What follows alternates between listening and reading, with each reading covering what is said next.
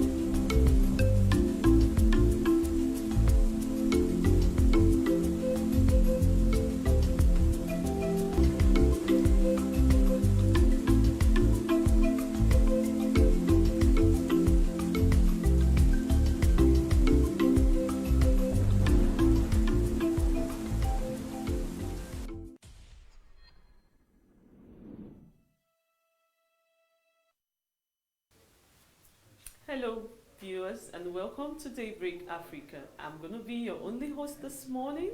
Yeah, a couple of my co-hosts are not available this morning, but trust me, I'm going to be taking you around to all the exciting programs from the healthy living down to the news and of course our street cred, which I'm sure a lot of you are going to love.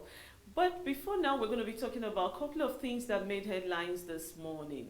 Yeah, the apology from the South African president, that our president has accepted their apology. And I hope that by accepting this apology, it's actually, that South Africa is actually going to do the right thing when it comes to xenophobia.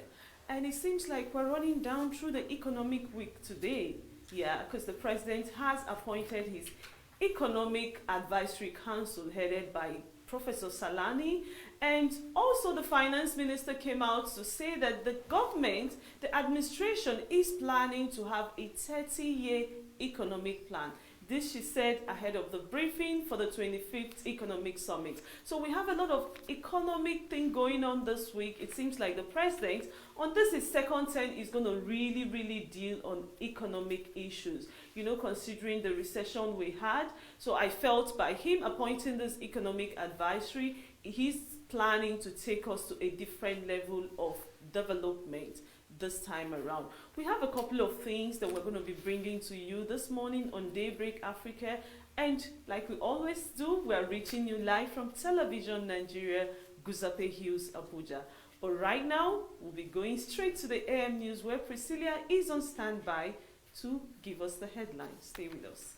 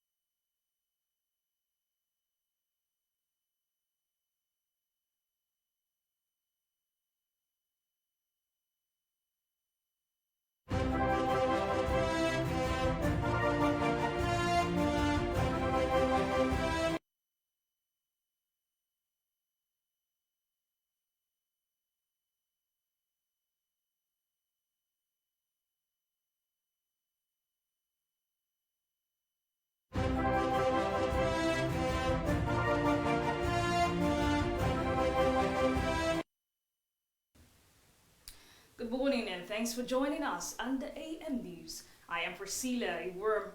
President Muhammadu Buhari has constituted an Economic Advisory Council. The chairman of the council, according to a statement by the Special Advisor on Media and Publicity, Chief Femi Adesina, is Professor Doyin Salami. Dr. Mohammed Sagagi is the vice chairman of the council. Members include Professor Ode Ojowu, Dr. Shehu Yahya, Dr. Iyabo Masha, Professor Chukuma Soludo, Mr. Bishmak Rewan, while Dr. Mohammed Adaya Salisu is Secretary, Senior Special Assistant to the President's Development Policy. The Economic Advisory Council will advise the President on economic policy matters, including fiscal analysis, economic growth, and a range of internal and global economic issues, working with the relevant cabinet members and heads of monetary and fiscal agencies. The Governorship Election Petition Tribunal sitting in Ibadan on Monday upheld the victory of Governor Seyi Makinde of the People's Democratic Party. Adebayo Adelabu of the All Progressives Congress has filed petition against Makinde in the March 9th governorship election in the state. It was reported that Adelabu and his party challenged the declaration of Makinde by INEC as the winner of March 9th governorship election in Oyo State. The petitioners said that Makinde was not duly elected by majority of lawful votes, adding that election was marred by overvoting and failure to comply with the provision of Electoral Act. Adelabu therefore approached the tribunal to declare him the winner of the election, adding that he scored the highest number of lawful votes, or alternatively, the tribunal should nullify the election and order the rerun.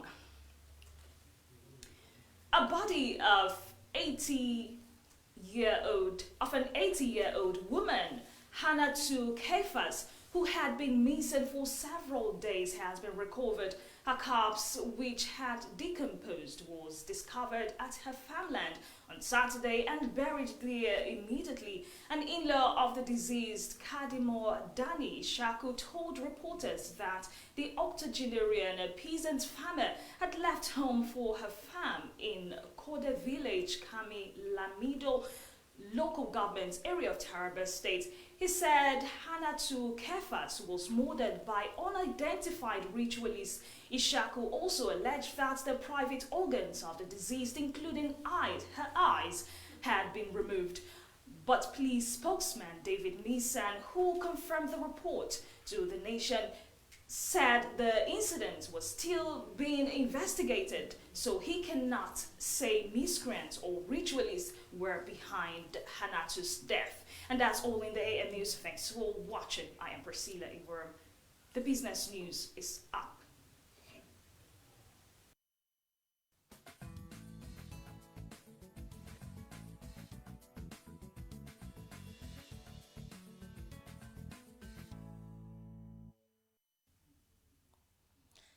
Latest data obtained from the Central Bank of Nigeria on Sunday showed that the nation's foreign exchange reserve have declined further, falling to the lowest level since March 12. The external reserves, which rose to a high of $45.18 billion on June 10, 2019, from $43.17 billion on January 1, dropped to $42.84 billion on September 12. The reserve dipped by $763 million in 13 days from $43.60 billion on August 30th. However, one of the core mandates of the CBN is to manage the forex reserve, which are assets held on reserve in foreign currencies and also receives foreign exchange inflows from crude oil sales and other sources of revenue on behalf of the federal government.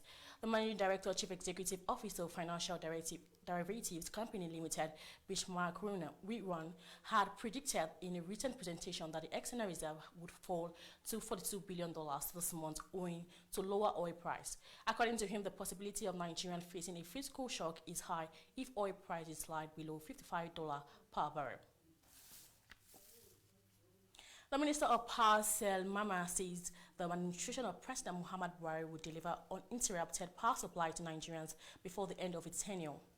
Mama said the completion of all major power projects in the country would bring about stable and quality electricity supply. He gave the assurance after the inspection of the 215 megawatts Kaduna power plant, 132 33 kV Kandudu substation and Mando transmission line in Kaduna on Friday, according to a statement on Sunday. Mama, who was in company with the Minister of State, Godi Agba, said aside from increasing generation capacity, the Kaduna substation would provide voltage support to Kaduna, Kano and Jos and improve the quality of electricity distributed to the public. He expressed satisfaction with the level and quality of work done on the project, but warned contractors against any delay in the completion of the project. The Petroleum Product Pricing and Regulatory Agency announced on Sunday that the use of liquefied petroleum gas, popularly known as cooking gas, has been growing steadily as its consumption in Nigeria hit 78,000 metric tons in July. According to the Executive Secretary, PPRA, Abdulkadir Seidu, who announced this in a statement on Sunday, said the increase in the LPG consumption showed that more Nigerians were beginning to appreciate the usefulness of cooking gas as opposed to the use of kerosene or firewood. He said while domestic utilization ranged between 40,000 MT and 54,000 MT from January to April 2018, the July 2019 monthly utilization rose to 78,000 MT. Sadu said the use of kerosene had witnessed considerable drop following the switch to cooking gas by citizens across the country. He noted that the growth in the LPG utilization was in fulfillment of the vision of the government on deepening its consumption across the country as encapsulated in the National Gas Policy 2017. Well, that's much we have for you today on TVN Business Update. I am Chiron.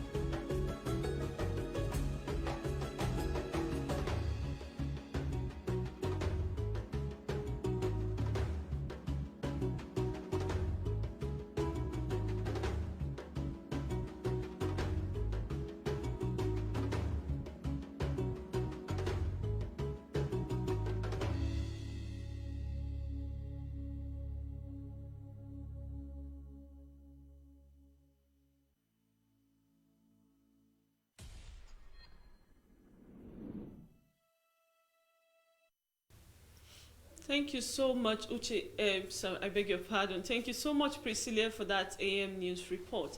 Right now, we'll be going straight to healthy living, where Lillian Ambi is going to be talking about dengue fever. Stay with us.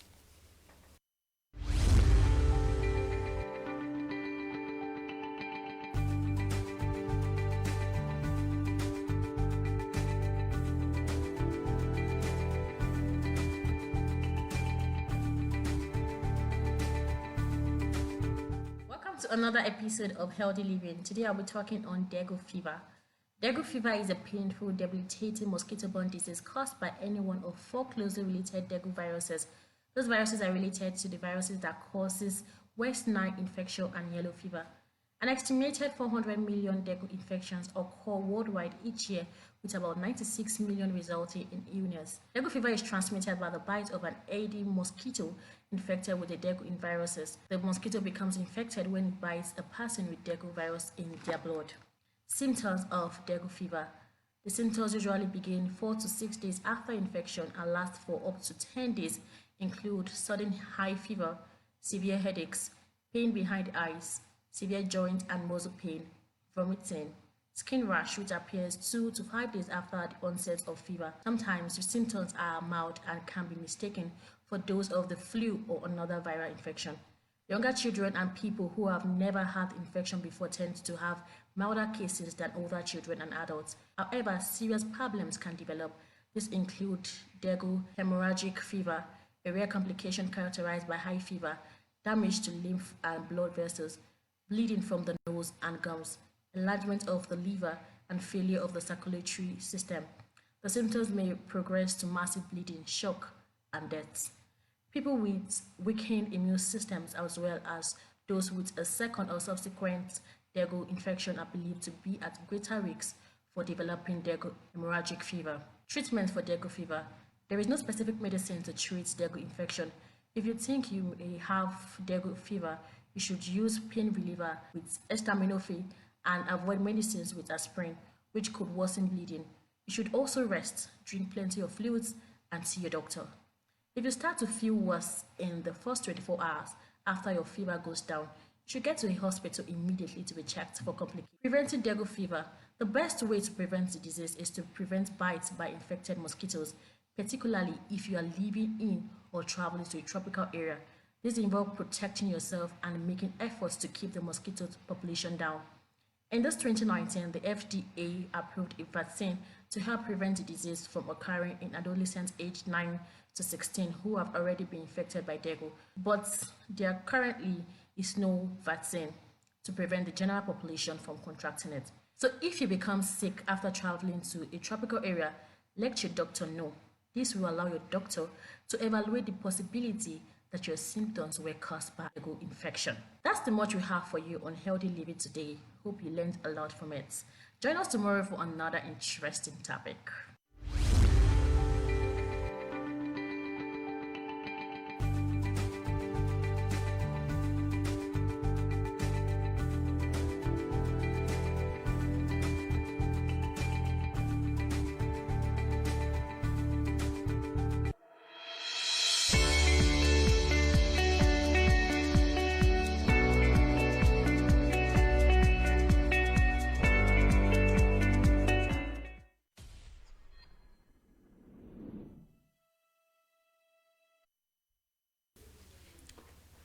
Thank you so much for that healthy living report. But right now, we're going straight to the newspaper review. And already seated is Mr. Victor. Good morning, Mr. Victor. Good morning, Lucy. Good morning. Thank you. Yes, Seems like and I bring only good news today. Yes. that's a good one because it's Only always good good to news I have bring. good news. Yeah, you know, a lot of what do you call it, not so palatable things have been happening, and so if we have today that everything is going to be new, I mean going to be good, then we should be happy Be about happy, it. yeah. Yes. And we'll go straight to the Nation newspaper, and the story making the frontline here is RMAFC asks governors for new revenue sharing plan. State insists on 42%. Agency to expand source of income. That story is continued on page 7. And there's a little breakdown here of what's happened. The governor's proposal that the federal government will get 35%, the states should have 42%, while the council should have 23%. It's not yet concluded, and they're still discussing on that. But if you find more details of it, like I said, is started on the front page and continued on page 7. The picture study there is that of the president with this Minister of Interior and the Minister of Foreign Affairs, the Chief of Staff, and representatives of the South African government when they met with the president yesterday in Abuja at the State House. And just below that, you have Buhari accepts South Africa's apology for xenophobic attacks. That story is also on page 7. Ramaphosa begs compensation likely. Obasanjo seeks AU action. That is all on page 7. Cuba to produce anti-diabetic drugs in Nigeria. That story is also on page 7. And on the police, IPOP using blackmail. Get more details of that on page 8.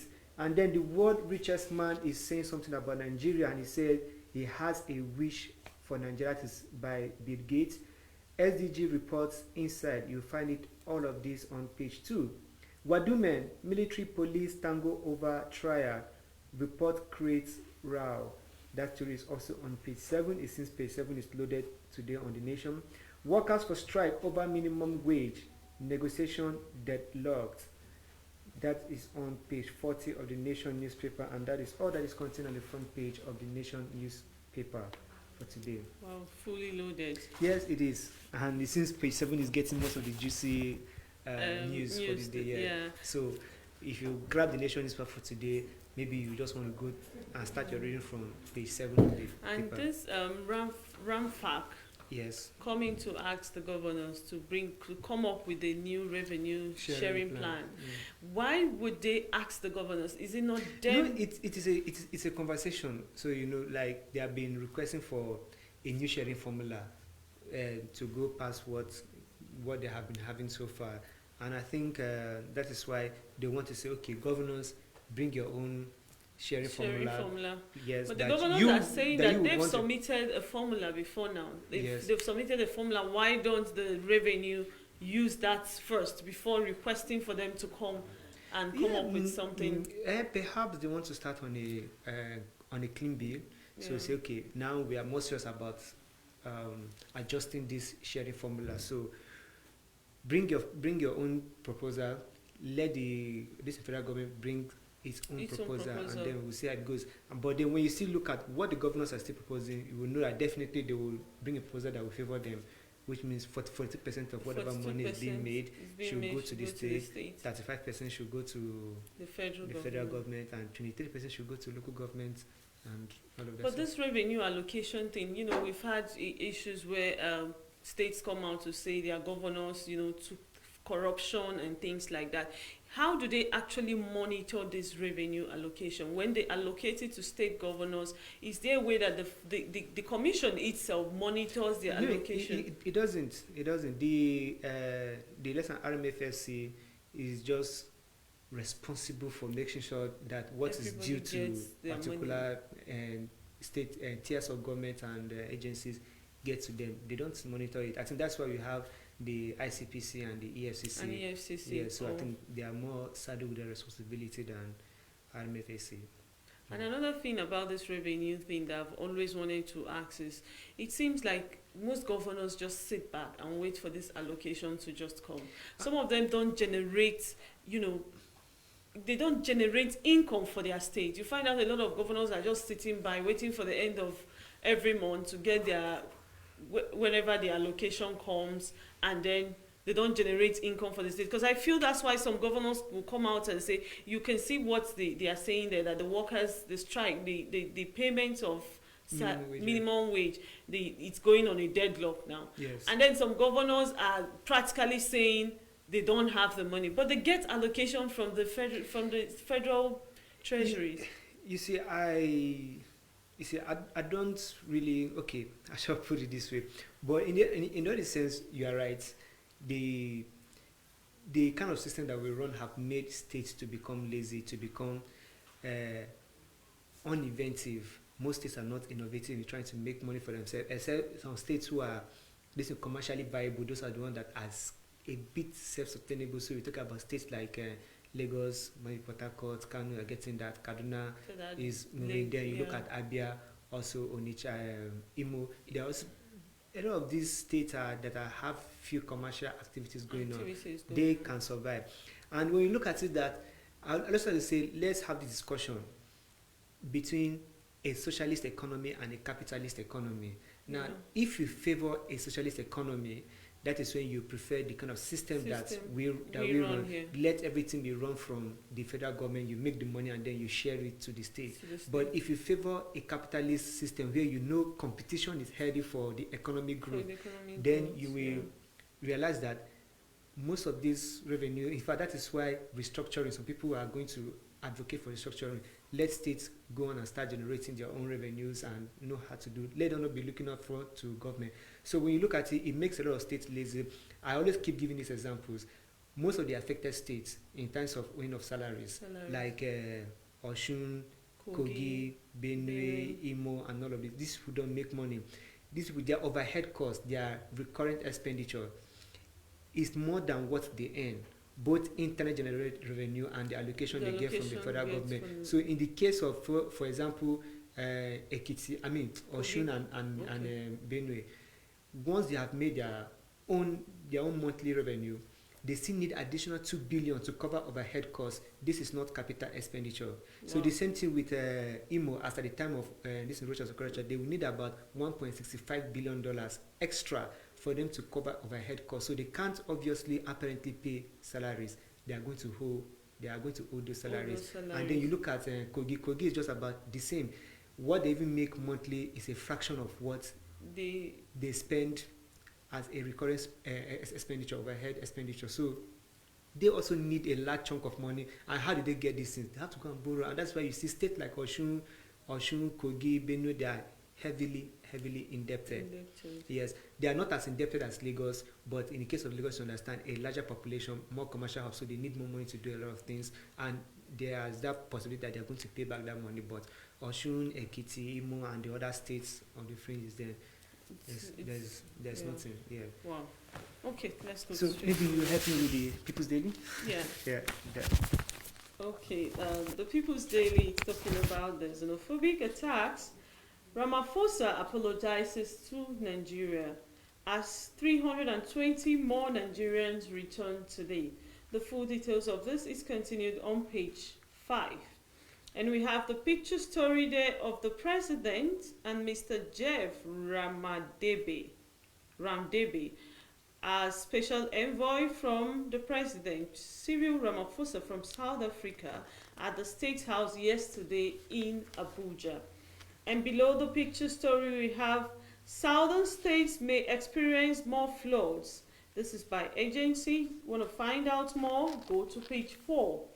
And on page 5, Buhari disbands economic team, constitutes advisory council. And below the marks head on page 2, we have 11 teenage captives released by bandits in Katsina. On page 6, we have NEDC probe 1,723 contractors collected 70 billion without mobilizing the site. Wow. And on page 9, 10,000 Nigerian girls forced into prostitution in Burkina Faso. This is by the ambassador. To get all the full details of this, you have to grab a copy of the People's Daily. And of course, we talked about the president constituting the advisory council, economic advisory council, and I think since the inception of this administration, this is like the maybe it should be the only, let me say, the only decision that I've taken that has received applause all across board, whether you are from the PDP or you are from the APC, whatever you want to be. Everybody applauded this and that. This is what Nigeria really needs. This is what Nigeria's economy really needs. And I think it was great foresight for the president to do that. And then when you look at the caliber of people that made up the I team was going to from ask you about that. yeah, from doing Salami to Rwanda to Magajiji and other, To the like former every CBN, yes, Soludo. Charles Soludo too is there. So everybody on that list is is an economics without dispute. Query, You cannot query their credentials, their qualifications, their impetus to actually occupy that to be on that committee. And we just really hope that they are going to. And in fact, I think I'm very hopeful. So I'm just giving it that maybe from next year we should start seeing a great turnaround in our economy. That is, if the presidency heed to their advice. To their advice. Yes, because I they are was to going to talk advise about it. It's not about getting the committee, yes, the council. It's about actually adhering to what they advise. Because these are experts, so they should know how it's supposed to do. And when you look at somebody like Dwayne Salami has been he has had a wide experience in the economic sector sphere. For example, like I think he has been a part of something like this during the late Muhammad Yar'Adua's regime. Wow. He was part of the economic management team as a vice chairman, Wow. and then he's coming back as an economic advisory council as a chairman. So he has that impetus to really head a council like that, and it's a very commendable thing, yes. And everybody applauded that. Yeah, because talking about this economy, you find out that last tenure was really a tough time for everybody in the country, and we're still trying to recover from it. The GDP went very low and all that. We're still trying to recover from it. And I'm looking at this one right here, the NDDC Pro, 1,723 contractors collected 70 billion without even mobilizing the site. So you see that has been a problem in Nigeria. So contractors, most of the corrupt cases are carried out through contracts. So you either award contract that people don't get to execute, or you award contract that are heavily inflated. Yes, and then when we in Abuja, we would notice how some people think to call themselves that they are contractors and all of that. General you get to contractors. see a lot of so everybody are looking for contract because they know that contract is not giving. They're not giving you contract that you are going to do. You know exactly what to do after that. Yeah, after that. So and then the kickbacks and all of that. So 700 and.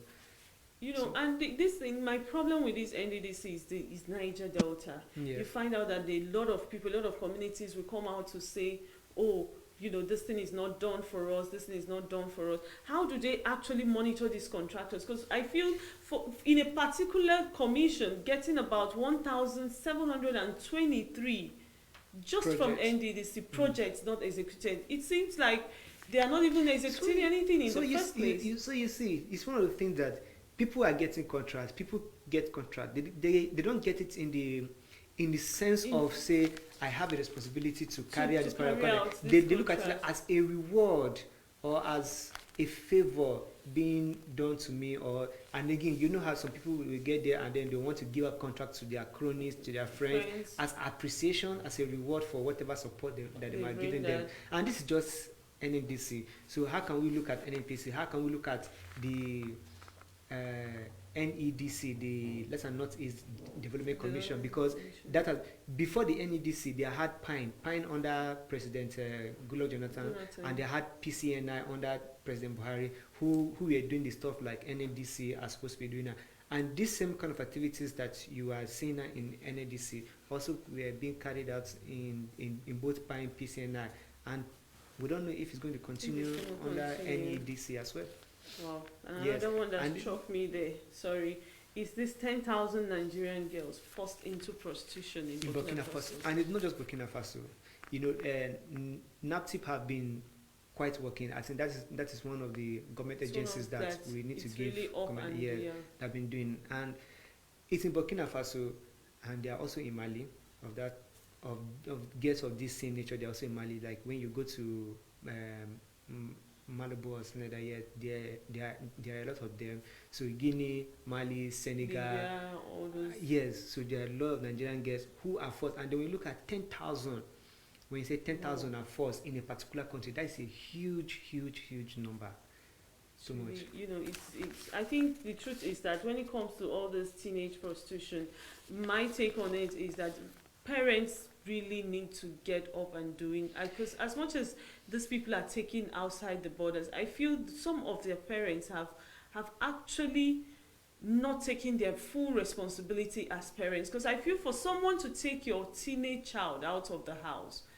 You see, sometimes you can't really blame the parents, because when you look at the background of most of these girls, of what really happens, they are girls from not well-to-do homes, where maybe the parents could barely even afford the basic things for her, or who are even barely educated. So somebody comes like, oh, your daughter is here, let me take her to the city where we can, maybe she will go to school there, and at least she will have food to eat. And then you, the parent, you want something good for your child, and then you say, okay, good, without the knowledge that it's something else entirely that they're going to use your daughter for, and like that.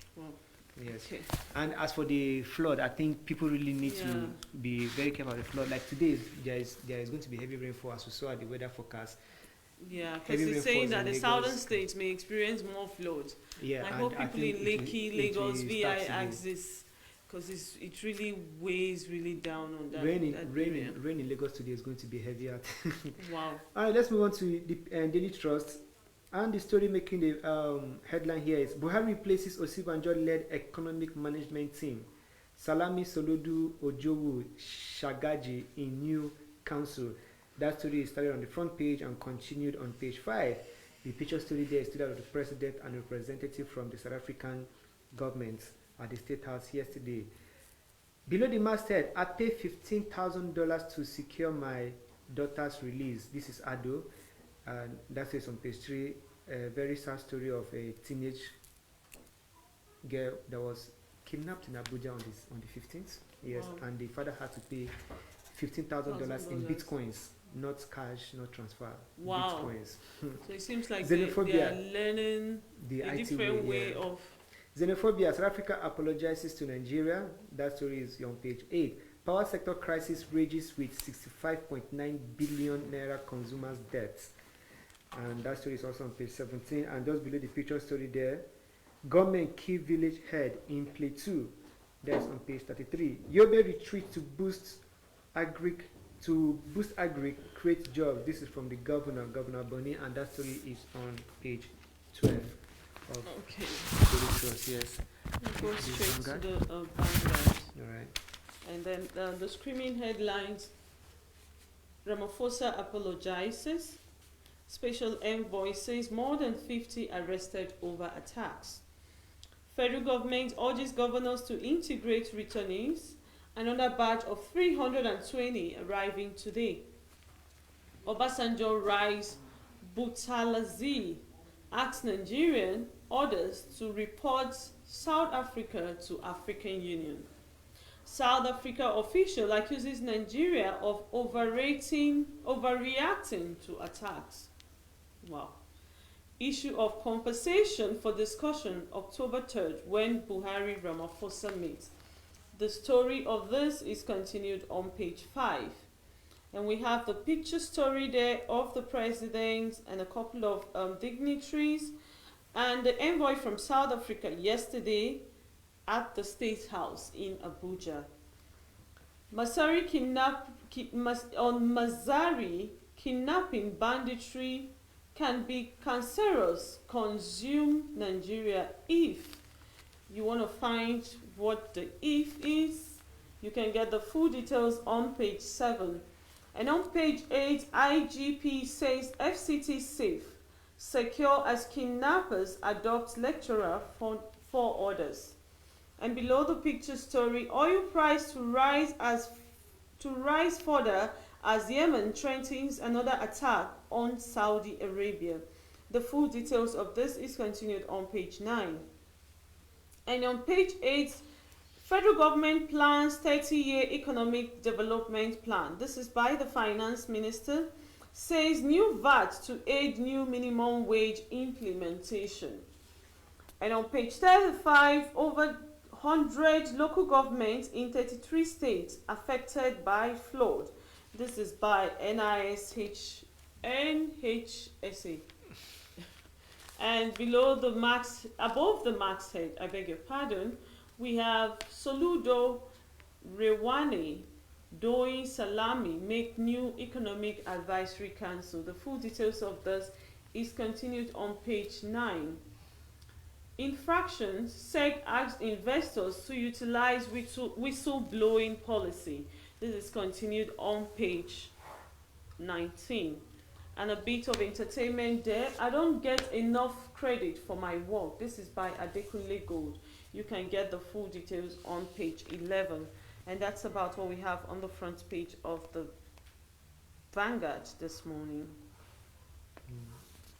Now, I just want to take a cue from a story from the Lesson of Mafosa and Nigerian story that an official said Nigerian Overreacted to to the killing. But what we did was it kind of lesson overacting. Nigerians. I think the thing is, when it comes to human life, there's nothing like being, I don't know what they meant. Maybe we can get the full stories of this according to the Vanguard in page 5. But I don't think you can't overreact when someone, Yes, I don't know how to describe that.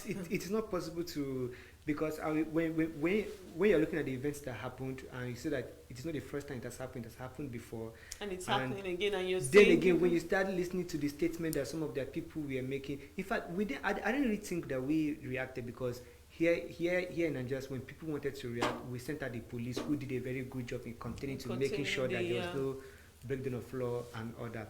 So it was the simple thing I say, just let our people come back. Although it was later found out that the attack wasn't all over South Africa, it was just more in one state than.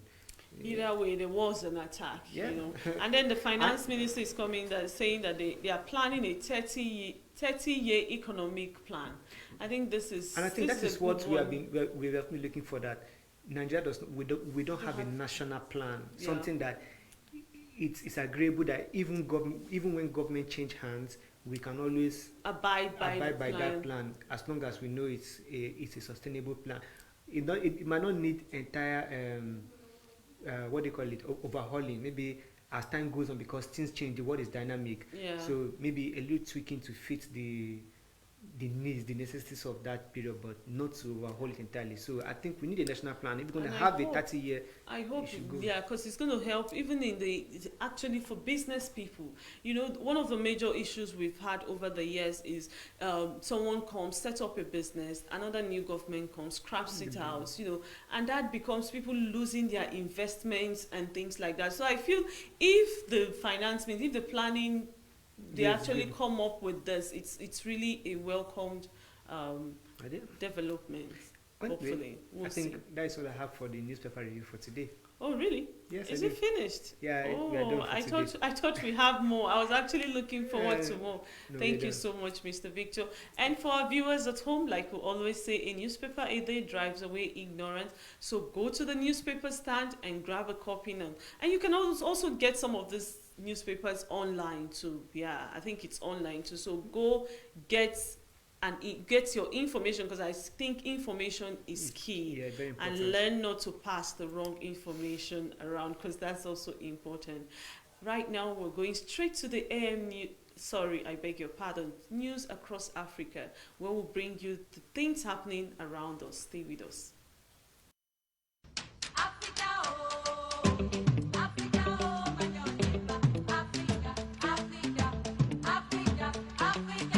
Good morning and welcome to News Across Africa on Daybreak Africa.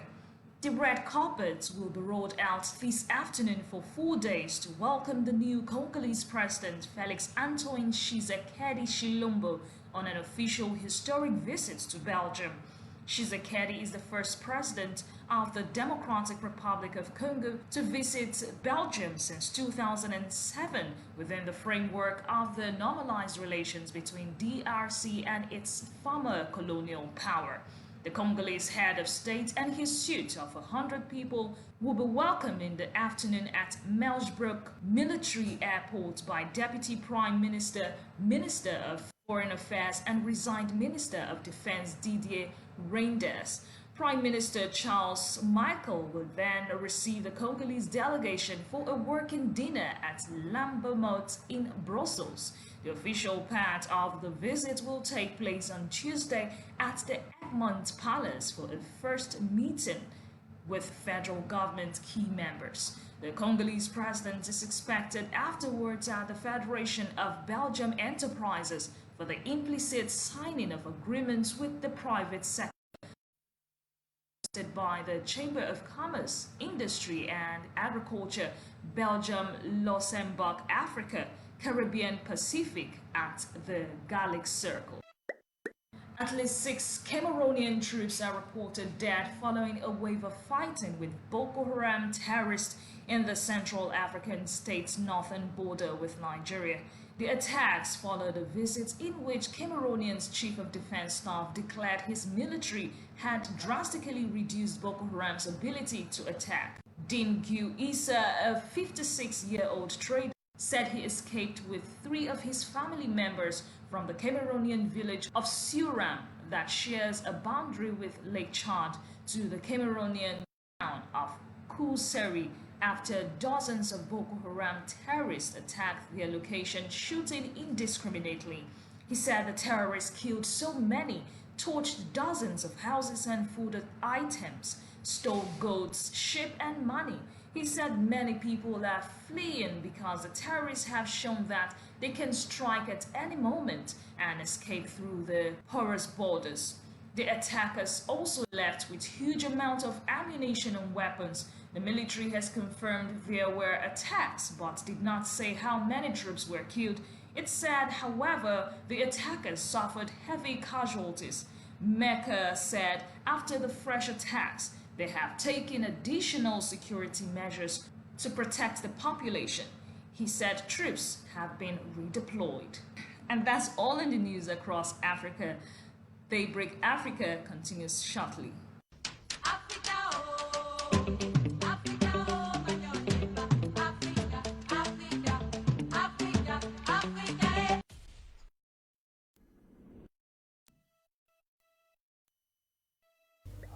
Thank you so much for that report on news across Africa. Right now, we're going straight to Amazing Africa. Yes, Amazing Africa is one of my favorite segments on Daybreak Africa because it portrays the beauty of Africa. It portrays the beauty of our culture, the beauty of the things around us. And I can tell you, in Africa, we have a lots and lots of beautiful things. Right now, we're going on a special report on Casablanca on Amazing Africa. Stay with us.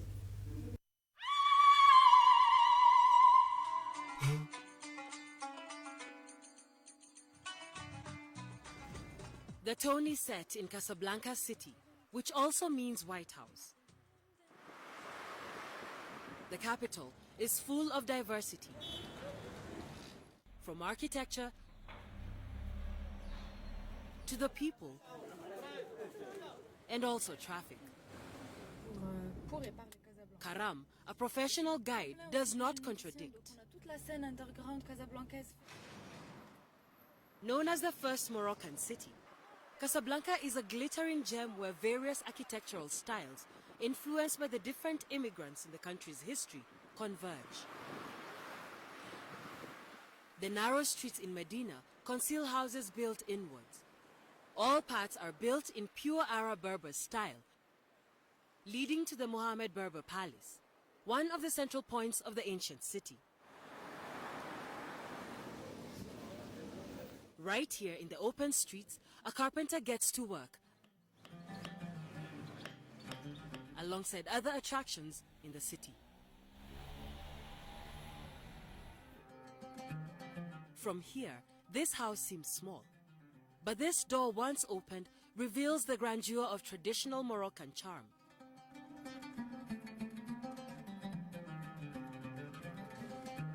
There are levels around the main courtyard, a real riad.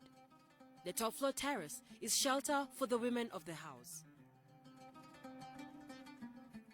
The large patio on the ground floor is the meeting point for family meals and discussions. Today, 70% of these old houses have been turned into bed and breakfast hotels. Not right now. Outside, these streets lead to a market that is open all hours where people meet throughout the day to exchange the latest news. In the shops, you can find everything. Life in the capital revolves around this place. There have been very few changes over time, but the small cafes popular among women date back to the Spanish invasion. There are few Moroccan restaurants in Morocco. You can find Italian, French and Asian restaurants, but mostly Moroccan food we eat at home. After taking tea, these women walk around in search of traditional fabrics and dresses. This wall where the old Medina ends is the border separating the ancient world from the modern city. This door seems an exit from the ancient city and an entrance into the new city. It was built in 1920 in the 20th century, and from there, the colonial city was born.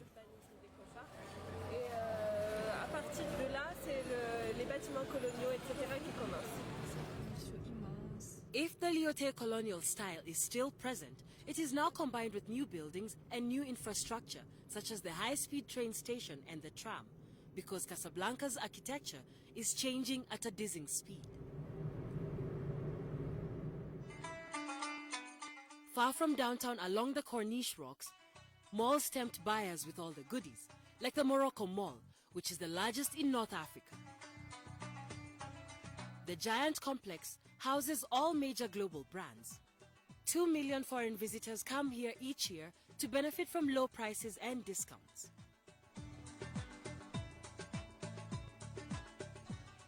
A stay at Casa is not complete without a detour into one of its many excellent gourmet restaurants. Like in the Chef Moha, named after the owner, all the delicious Moroccan specialties are served in a fantastic French ambience. Il y a encore à manger, hein, attention. This is the former residence of a famous French fashion designer. The speciality is tagine and couscous with foie gras, a true delight. I present what I love, my recipes, my cuisine. I have to present it to everyone and convince them and hear that they love and enjoy what I cook. But the most famous monument in Casablanca is of course the Mosque Hassan II. With its minaret of 200 meters facing the sea, the mosque is the third largest in the Muslim world. It was built by Hassan II in 1986 and was completed in 1993.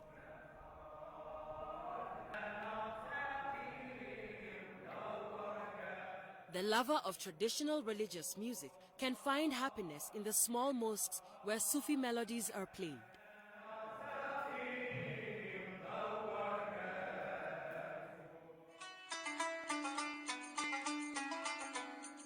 Nightlife here is spiced with a generous spread of street food. And the true taste of Morocco can be had in the old city, Medina.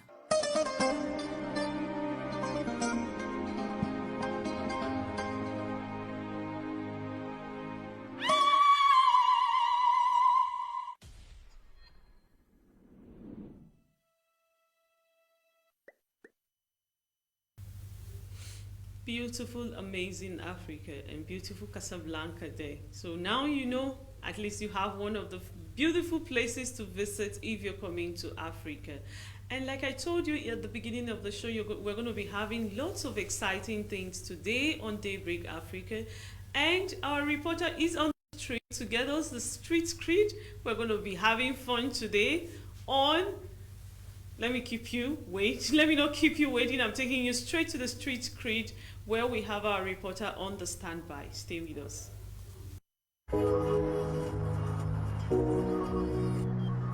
Hello guys, how you doing? How's everything? Alright, it's a girl BB to the B-O-E. I'm another episode of Street Creed. Today I'm on the street of Nassau State, Mararaba. All right, so a friend called within the week and said he was contemplating on calling off his engagement because his wife-to-be has genitals. You know the way we tend to like use big grammars to express something. So I was like, what? Genitals, you mean? He said, yes, his wife-to-be had genitals. So I said, okay, no problem. He was asking for opinion though, so I told him, don't worry. I'm coming on the street right now. I'm going to ask people what they think and how would they feel if they found out that their guy, their husband, their boyfriend, their girlfriend has genitals. Would they forgive or what would they do about it? So please just come with me. Seriously, I will feel bad. What will you do to him? I might leave him. Serious? Yeah. So you can't forgive him? You won't forgive him? Not in that case. Well, for me, I'm going to feel bad for him not telling me the first time when we met. But they say love is blind. Yes, sure. I can forgive him and continue the relationship if I want to. To me, it's a personal thing.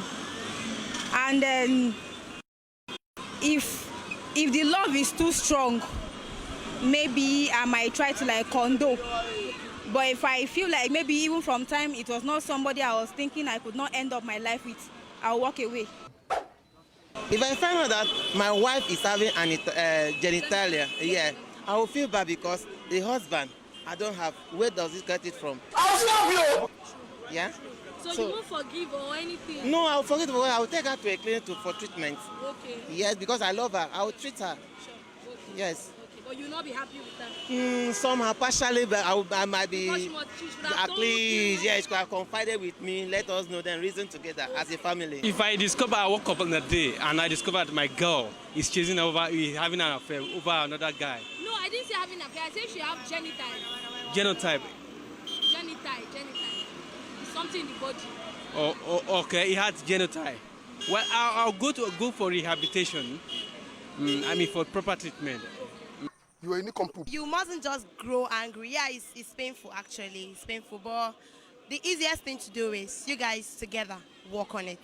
Don't run out of it because of it. Because if you keep running, you get to meet something bigger. You run away from genital, you meet HIV. What would you do? Oh, okay.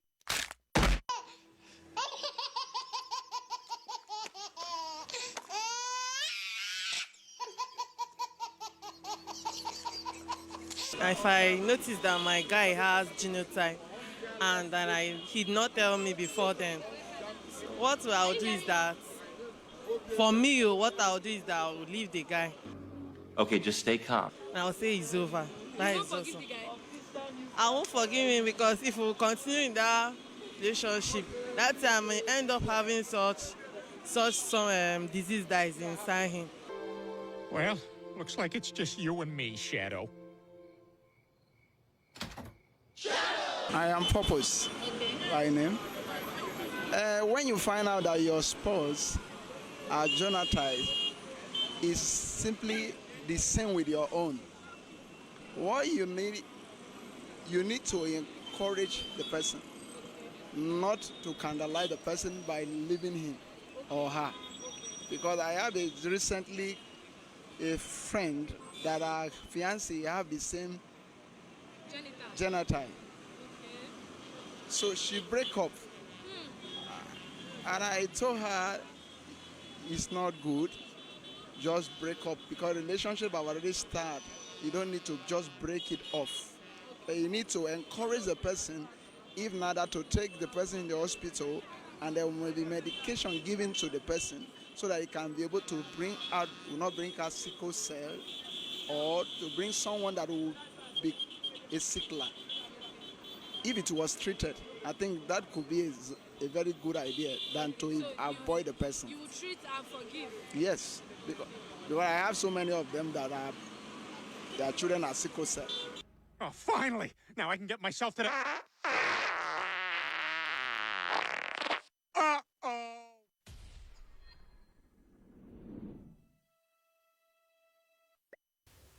Oh my God, that's really a funny one there. Oh, and at the end of the day, she didn't get to tell us what genital is. I'm sure some of you don't even know what genital is. It's really funny anyway. Go and googled what genital is. Genital is not an infection. Hello guys.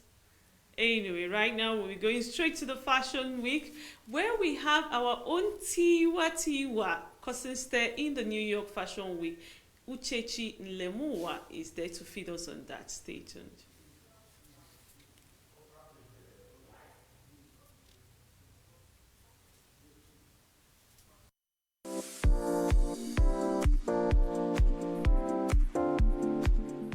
Thanks for joining me on this episode of Fashion Book. I am Uchechi Nlemuwa. Today I have a very interesting fashion news for you.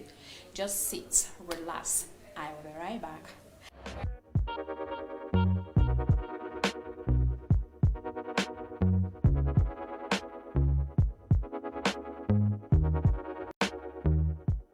As the New York Fashion Week event is still ongoing, celebrities are catching fun, sitting at the front row, and one of these celebrities is our dear own Tiwa Savage. She is currently abroad for the 2019 edition of New York Fashion Week, and she has flooded her social media with photos of her different appearances at the event. And from the look of things, there is no doubt that she is really catching fun and is a top nation when it comes to females in the African space that can pull off fashion piece. Just have a look at this.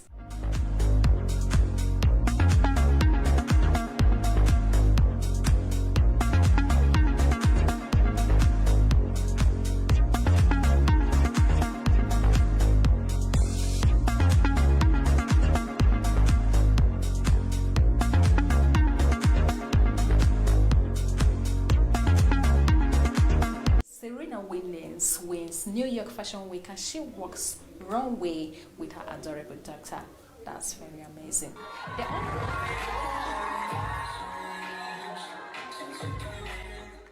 The ongoing New York Fashion Week is an event where who's who of fashion gather in New York to experience the stellar fashion collections of designers from all over the world. Just have a look at it.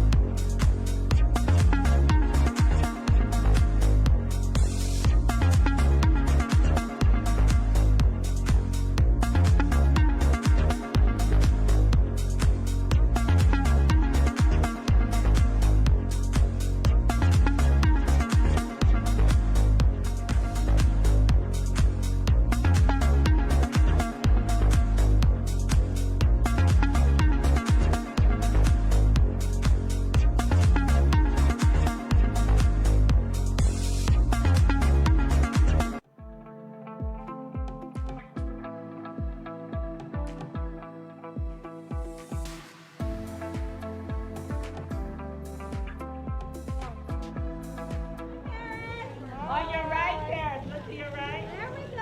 Yeah. Thank you. Let's see the front of your dress, Lucy.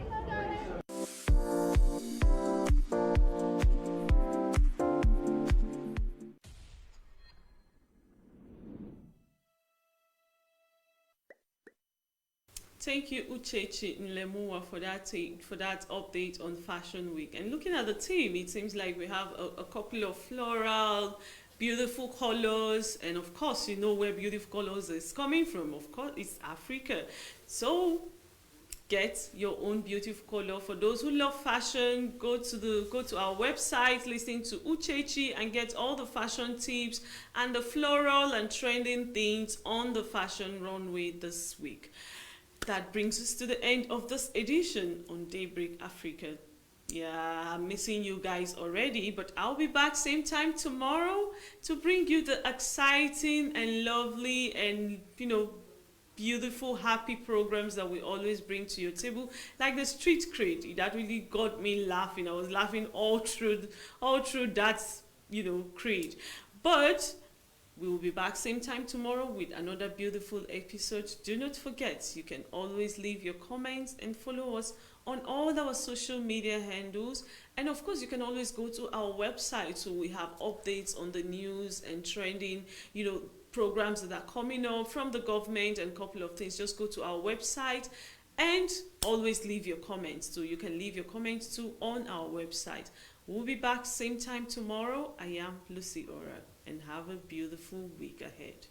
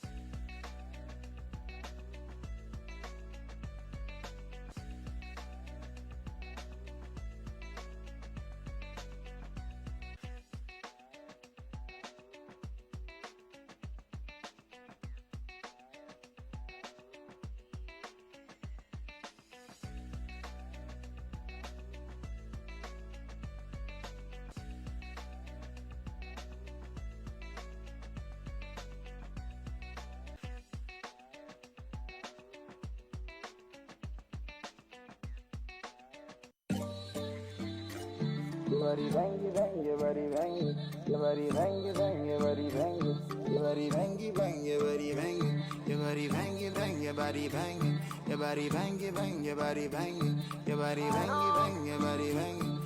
Fire, fire, fire. And I give us when you take a selfie, when you take a pose, you the ginger the boy.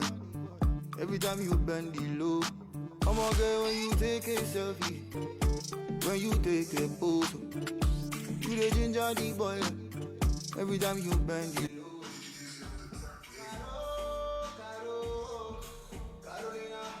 Want to shoot a dope music video at 50% discount?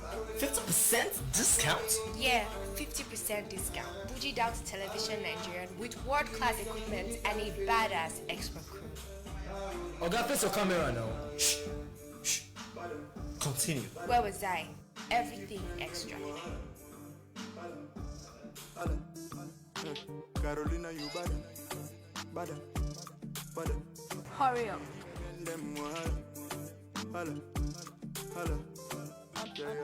I know say you know this thing you did do, my girl, say you know. Your body is big and I know say you know.